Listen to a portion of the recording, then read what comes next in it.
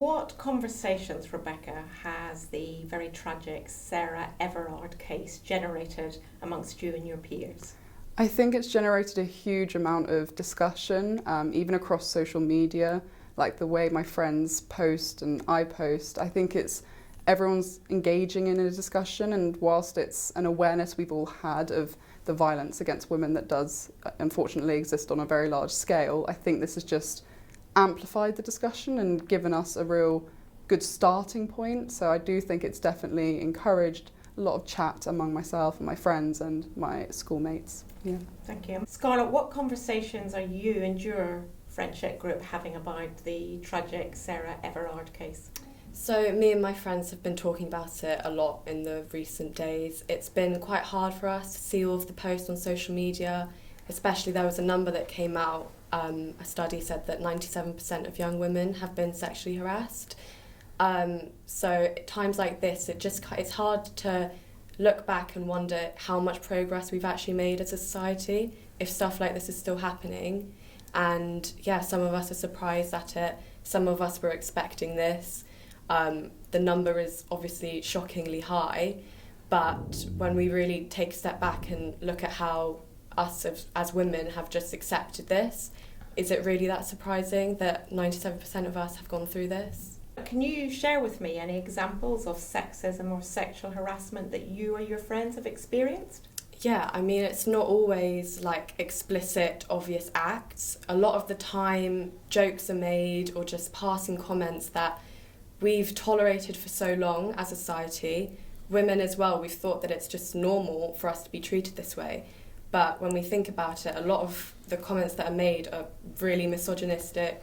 They hurt a lot and they almost encourage more inappropriate behaviour, because a lot of the time people are not called out on how their words can be hurtful.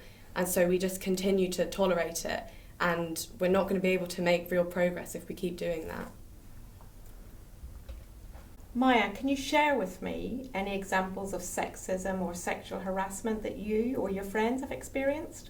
Yeah, so I would probably say that the majority, and if not all of my friends, have experienced some sort of catcalling or something uncomfortable even when you're just walking down the street. So a number of times people have beeped at me, or some of my friends, that they've beeped at you when you're not necessarily doing anything, you're just going about your day, or a car could slow down and look at you when you're just walking. You think, oh gosh, what am I doing? And you're really not doing anything. It's just the fact that you're a girl and they can't help but look. Rebecca, can you share any examples of sexism or sexual harassment that you or your friends have experienced? I think the main thing, there's varying degrees of treatment that you get, but a lot of the time I think it's worst when you are potentially by yourself as a girl, and you're walking around, especially streets. Like, I have grown up knowing you don't walk around near darkness, even not even when it's dark, just near darkness, because it's dangerous, and you know there's a lot out there that could really hurt you, especially if you're a young woman. And I think that a lot of my friends have had experiences which were quite terrifying actually in hindsight, but you kind of just accept it as part of life as being a young woman. So for example, I had a friend who was trying to walk home from a drama, she was doing a play, like a rehearsal, and she was walking home from that, and it was maybe a 10-minute walk, and she thought she was being followed and she had to call her mum. And unfortunately things like that happen a lot more than perhaps people would think, and it doesn't get reported because, well, what can you do if someone's just, you know, followed you? There's not much that you can really do. So yeah, things like that hurts a lot, and it's really scary, and it needs to change. So Maya, how does school help you manage some of these issues? I think being in a girls' school really helps because it is an open discussion and it's something that a lot of us are comfortable to talk about. So in PSHE we talk about sexism, rape, abortion, healthy relationships, toxic relationships, and it really helps you to be aware of what's right and what's wrong, and that's something that I feel has really educated a lot of me and my friends on what we need to know and what's right from wrong. It separates what's right from wrong, definitely. Scarlett, what more can society do to address these very worrying issues? I think there's only a certain extent to which you can educate girls and women about this sort of thing. And I think a lot of progress would be made if we increase education about sexual assault, rape, and just sexism in boys' schools. I don't personally know what the curriculum is in many boys' schools, but I definitely don't feel as though they are as educated as we are on these topics. And I feel like this would bring such a positive change, because if boys are aware of behaviours, jokes, comments that their friends might be making, and they know that actually that's wrong, it's not funny, then hopefully they'll be able to correct their friends and stop them before they go on to assault a woman or say these things in front of a woman. And I definitely think as well, a lot of boys maybe will make these comments without knowing how much they hurt girls, because they're just not educated about it. And they're not encouraged, but they're just tolerated because we don't call them out on it. So I definitely think boys' education should be increased on this topic. So what do you think needs to happen in society to address these very worrying issues raised by the Sarah Everard case?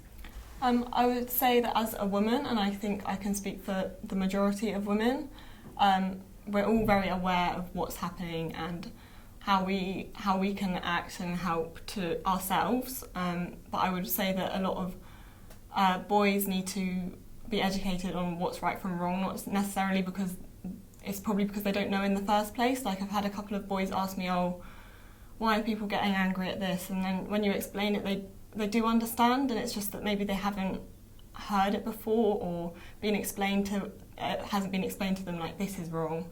I need to be doing this to help other people. It's not enough to just be silent about it. You have to be able to talk to people and call people out a lot, because it does happen a lot. And I do think that also in co-ed schools, maybe there would be a fear if you were doing PSHE, maybe there would be a fear from young girls to talk about their experiences they've had, especially in front of the opposite sex, because they might get blamed on or feel embarrassed, or they won't want to talk about it as much. So I really think that possibly separating the sexes in co-ed schools to talk about these kind of things would really help, because it's hard to talk about it when you're surrounded by people that might not agree with you or not feel the same. So Rebecca, what more do you think society needs to do to address the issues that have been highlighted by the tragic Sarah Everard case? I think it's incredibly important to have an open discussion, and that includes men and women. You know, you don't want to alienate men from this discussion, because it's really important that they feel involved and they feel they can help in some way. I know there are a lot of lovely people out there of both genders who want to stop violence against women, stop, assault in any way, shape or form. So I think it's incredibly important to have an open discussion, and also to have people calling out bad behaviour. And if men are making comments that their male friends, also stand up and say, this isn't right, this isn't fair.